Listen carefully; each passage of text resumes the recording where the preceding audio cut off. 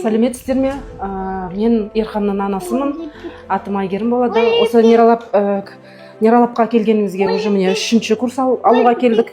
Январдан бастап 1-ші курс алдық, одан кейін мартта 2-ші курс. Жаңағы сіздерге айтайын дегенім 1-ші курстан бастап тәместі 1-ші, 2-ші күні уже бастағанда Ерханнан жақсы өзгерістер көре бастадық. Содан кейін ол уже бұрын бір түрлі ойыншықпен ойнайтын, 1-ші, 2-ші курстан бастап уже магазинге барғанда басқа ойыншықтарға қызыға бастады. Содан кейін 2-шісіне соған көріп 2-ші курсынан келдік. 2-ші курстан кейін вообще бір айдан кейін уже жақсы болды. Бұрын Ерхан дегенде қарамайтын, қазір отыр, кел, жаңағы апер, сол нәрселер білмейтін, қазір не бірден бастап оңға дейін қазақша, орысша санайды, түстерді, фигуралардың бәрін біледі. Мен осы Нералапқа келгеніме өте қатты қуанамын.